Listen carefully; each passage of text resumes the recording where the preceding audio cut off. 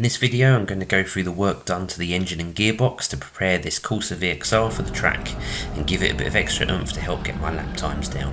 I'm a firm believer that just putting a load of power through an engine does very little for lap times.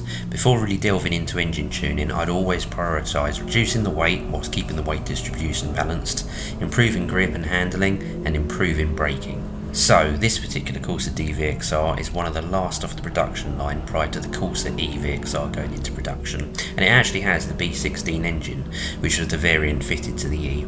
Now, since the original Z16 engine, power was quoted at about 190 brake horsepower, or 202 for the Nürburgring and Club Sport models. However, to meet Euro 6 requirements, the mapping on these was changed, and this car is an example of one of the ones that was actually only producing 160 brake horsepower from factory. And that was in a spike as opposed to a nice smooth curve. So initially I just removed the restrictive pre-cat, fitted a K&N panel filter and a Turbo Smart recirc valve to allow it to reliably run a bit more boost, and then I had Rapid map it based on a Z16 map with some modifications such as rev limiter raised and a pre-cat mapped out. That instantly boosted the power up to 202, and since then we've done some additional modifications to unlock the potential for additional power. Loaded a stage 3 base map, so it's now kicking about 230 to maybe 240 brake horsepower. That's running standard internals, and I wouldn't want to risk putting any more power through these engines without forging. However, this sort of power, with a nice curve on the graph, driving the front wheels, so no loss through drive shafts or four-wheel drive systems, in a car that weighs very little, put down via an LSD with sticky tyres, is way enough. In terms of engine, air goes obviously through the 76mm pipe, work through the fog lamp there, straight into the airbox through that enlarged pipe there, so that's as close to 76mm as I could get, into the bottom end of a diesel box which has been modified to fit into the VXR. K&N panel filter inside, through obviously upgraded hose in, down into a brand new turbo. Got a Turbo Smart recirc down there, just allows me to run a bit more boost reliably, so this is running about 21 psi now. Straight through obviously hard pipes, obviously straight through the AirTech intercooler, then up into the inlet manifold. Upgraded 390cc injectors going into the engine and iridium spark plugs, and then out of the engine through that pre-cat delete pipe, so it's just a stainless steel pipe there going down to the original cat, and then that goes through to a cat back Cobra exhaust system which is fully resonated, so it keeps the noise levels down for the track. In terms of transmission, so we've got the lightweight flywheel, which is the Astra size, so it's 240mm, rather than I think the standard was about 200 or 210. Yeah, that then marries up to stage 3 clutch, so that's an organic clutch, again designed for an Astra, so 240mm.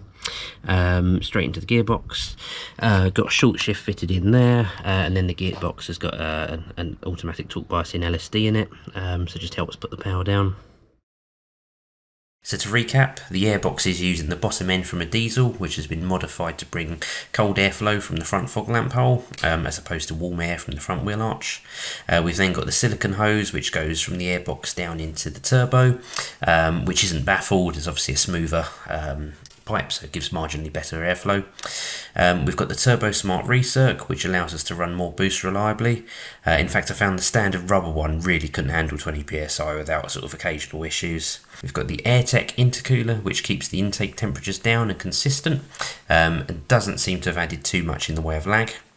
We've got silicone hosing and hard pipes throughout the air system. The hard pipes obviously can't expand, but even the silicone pipes expand far less than the standard ones. So all of that 21 psi of boost gets used efficiently. We've got the upgraded injectors and spark plugs, which on these engines are as much for reliability purposes as they are performance. We've got the pre-cat delete going into the standard cat, which just takes away any fear of MOT issues for me. It keeps the car running somewhat environmentally friendly. And then we've got the fully resonated Cobra exhaust system. We're using a stage 3 base map, which is seeing us to around 230 to 240 brake horsepower with the rev limiter raised.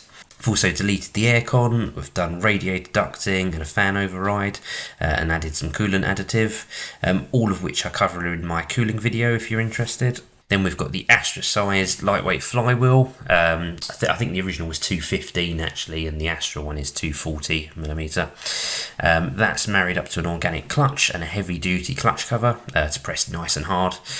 That clutch setup is actually rated for about 450 brake horsepower. I previously run a Sash race clutch, which was great. It had a very harsh biting point. It was literally on or off, which was superb for fast gear changes, but it really didn't last very long, hence I upgraded to this setup. Got the limited slip diff, which really helped with corner exit speed. Where the car would have understeered beforehand, it now just tries to turn in harder, and you kind of find yourself actually having to force the wheel back the other way to turn out. In fact, this is a perfect example of parts working in harmony together, as I found the wider offset wheels I fitted gave me a better turn in, but didn't do much for exit speed, whereas that diff then gave me the better exit speed.